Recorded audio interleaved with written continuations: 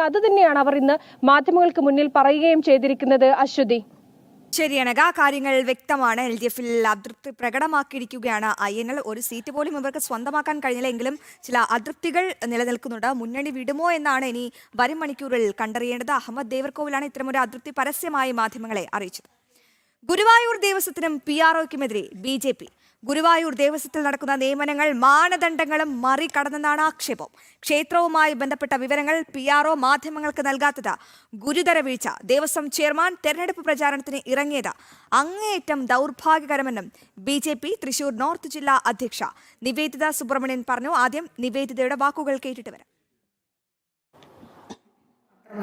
ഗുരുവായൂർ ദേവസ്വത്തിലെ താൽക്കാലിക ജീവനക്കാരുടെ നിയമനത്തിൽ പോലും രാഷ്ട്രീയം കലർത്തുന്ന ഒരു ഭരണകൂടമാണ് നിലവിലുള്ളത് എന്നുള്ളത് കൊണ്ട് തന്നെ PRO തസ്തികയും ഉപയോഗപ്പെടുത്തുന്നത് രാഷ്ട്രീയപരമായിട്ട് സംരക്ഷണം ഒരുക്കുന്ന ഒരു ഭരണകൂടത്തിന് സംരക്ഷണം ഒരുക്കുന്ന ഒരു വ്യക്തിയെ അവിടെ പ്രതിഷ്ഠിക്കുവാൻ മാത്രമായിട്ടാണ് ഈ ഒരു തസ്തിക സൃഷ്ടിച്ചിട്ടുള്ളത് പോലും എന്നുള്ളതാണ് നിലവിലെ സാഹചര്യങ്ങൾ സൂചിപ്പിക്കുന്നത്.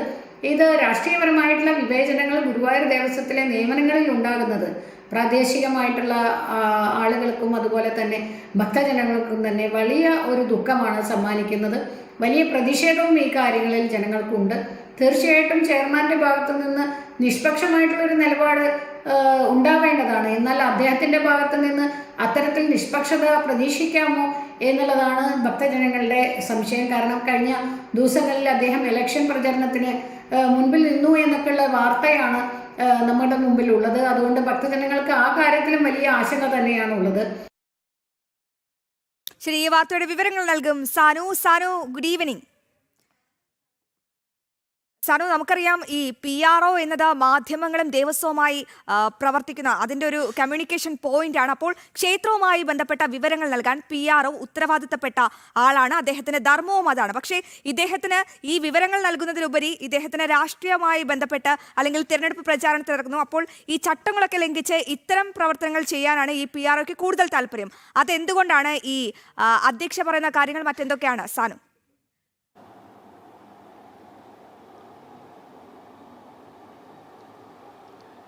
അശ്വതി, എന്തായാലും ഈ ഗുരുവായൂർ ക്ഷേത്രവുമായി ബന്ധപ്പെട്ടുള്ള PROയ്ക്കെതിരെയും ഓരോ ദിവസം കഴിയുന്തോറും വലിയ ആരോപണങ്ങളാണ് പുറത്തു വന്നുകൊണ്ടിരിക്കുന്നത്. എന്തായാലും കഴിഞ്ഞ കുറച്ച് കാലങ്ങളായിട്ട് ഈ മാധ്യമ പ്രവർത്തകരുമായിട്ട് അകലം പാലിക്കുന്ന ഒരു നിലപാടാണ് PRO കൈക്കൊള്ളുന്നത്. ഇതുമായി ബന്ധപ്പെട്ടുകൊണ്ട് പത്രപ്രവർത്തക യൂണിയൻ തന്നെ കഴിഞ്ഞ ദിവസം ഗുരുവായൂർ ക്ഷേത്രം ചെയർമാന് കത്ത് നൽകിയിരുന്നു, രേഖാമൂലം കത്ത് നൽകിയിരുന്നു. മാധ്യമ പ്രവർത്തകർക്ക് കൃത്യമായിട്ട് വിവരങ്ങൾ നൽകുന്ന കാര്യത്തിൽ PROയ്ക്ക് ഗുരുതരമായിട്ടുള്ള വീഴ്ചയാണ് സംഭവിച്ചിട്ടുള്ളത്.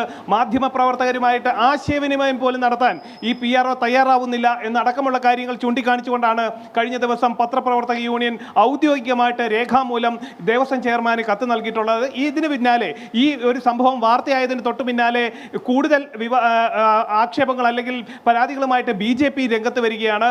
അവർ ആരോപിക്കുന്ന പ്രധാനമായിട്ടും ഗുരുവായൂർ ക്ഷേത്രത്തിലെ ചെയർമാനെ പോലും വിശ്വസിക്കാൻ പറ്റാത്ത നിലയിലേക്ക് കാര്യങ്ങൾ മാറിയിരിക്കുന്നു. രാഷ്ട്രീയ പ്രേരിതമായിട്ടുള്ള നിയമനങ്ങൾ ഗുരുവായൂർ ക്ഷേത്രവുമായി ബന്ധപ്പെട്ടുകൊണ്ട് അല്ലെങ്കിൽ അവിടുത്തെ താൽക്കാലിക ജീവനക്കാരെ നിയമിക്കുന്ന കാര്യത്തിലടക്കം ഈ രാഷ്ട്രീയ പ്രേരിതമായിട്ടുള്ള നിയമനങ്ങൾ നടക്കുകയാണ്.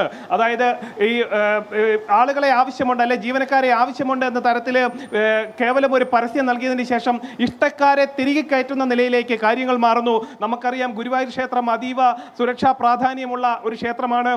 സായുധ പോലീസ് അടക്കം കാവൽ നിൽക്കുന്ന ഒരു ക്ഷേത്രം കൂടിയാണ് ഗുരുവായൂർ.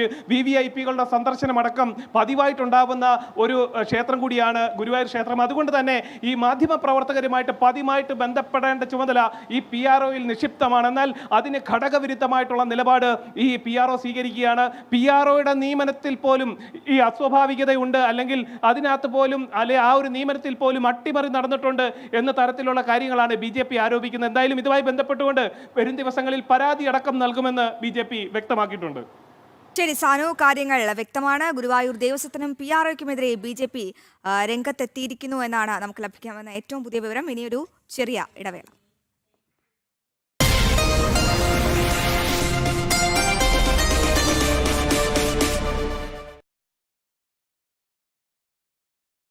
കേരളത്തിൽ ആദ്യമായി പാൽപ്പൊടി ചേർക്കാതെ ഫ്രഷ് മിൽക്കും മിൽക്ക് പ്രോഡക്ട്സും നാടുണരുന്നു ഏളനാടിനൊപ്പം.